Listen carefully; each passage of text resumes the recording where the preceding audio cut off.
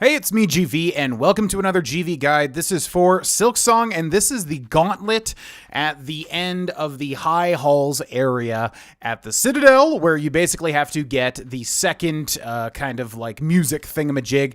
Showing you my build here, nothing crazy. I do have 2 weapon upgrades, and I don't know if you can do this before having 2 weapon upgrades, but holy moly, do you want to have at least that, if not more if you can. This is a nightmare, and I'm sure many people are going to get stuck here. This is horrible. It's basically a crazy long gauntlet, so take whatever you find to be overpowered.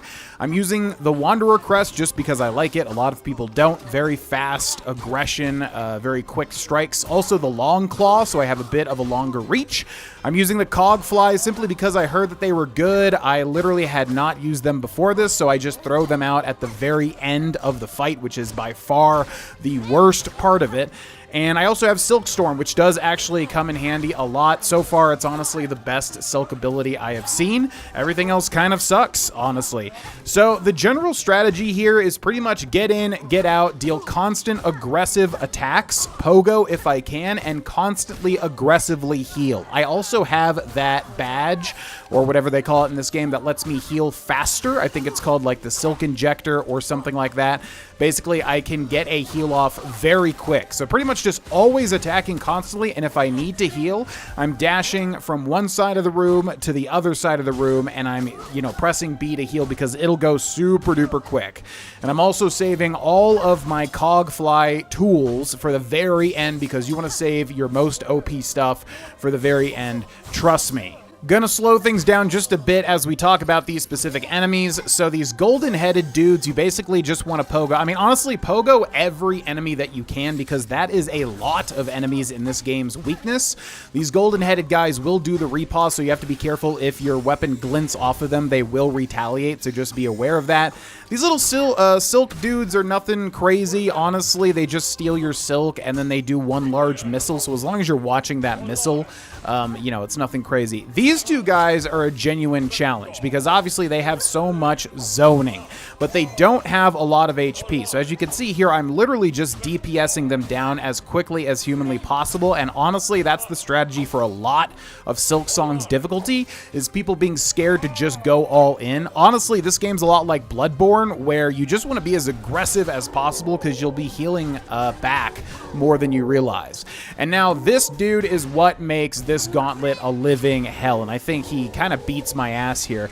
So this guy, you want to kill as quickly as humanly possible. You don't want to drag out the fight because every time he hits you, he'll obviously hit you for 2 masks, and he will just zone you the entire time. You can see here I'm like, oh crap, I'm down to 1 mask, so I'm in mega kind of panic mode. Now I know I need to get enough hits in so I can heal, which if you're being very careful in this situation, you could definitely get in, get a hit, get back, rinse and repeat. So now I still need a little more silk, so I'm gonna whap these and immediately heal. And then pretty much this is how Silksong goes as well, is like whenever you're really low in HP, it's not like Hollow Knight. In Silksong, you can basically, again, just be as aggressive as possible, get a heal, and immediately pop it, especially with that injector, because you'll just heal so much more quickly, and again, you can heal in the air.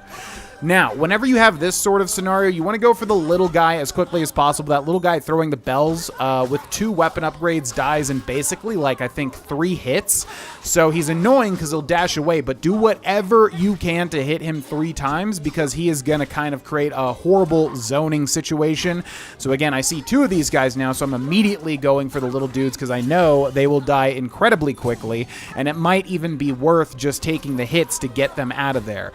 So yeah, even though they do dash out and they're annoying as hell, just get the guys that have the lowest HP dead ASAP, because then you'll make some breathing room for yourself.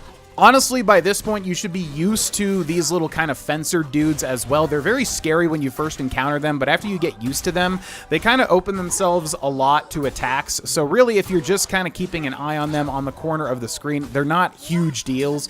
It's more so the little guys that just throw crap at you and that are annoying to get rid of that are the problem, as opposed to the fencer guys. Even these golden helmeted dudes are really not that bad once you get the little annoying dudes out of the way. because they're basically like the little fencer guys. They just kind of like, you know, riposte you if you glint off of them, but really if you pogo them and if you just kind of wait for their animations to end, you can DPS them down no problem.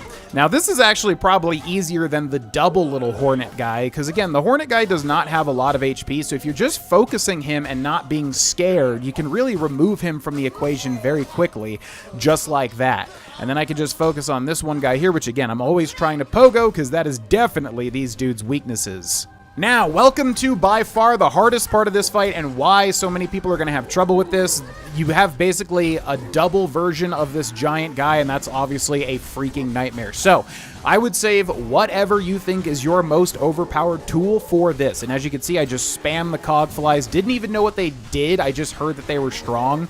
So basically just spammed them all out. And then when I can, I'm going to use the Silk Storm ability as well to deal AoE damage. But sometimes you're obviously going to need your Silk to heal.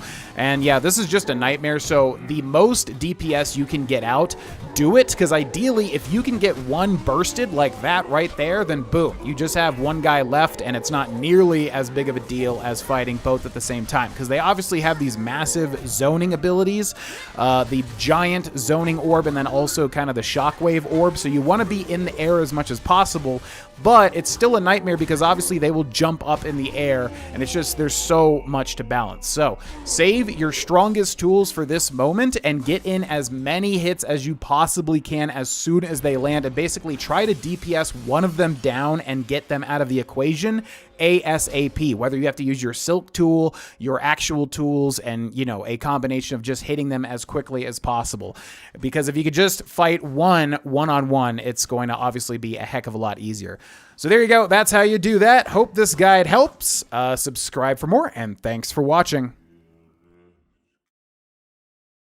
Hey, it's me, GV, and thank you for watching that video. If you would like to see more, there is a ton of bonus completed series and more to come on the Patreon right up here.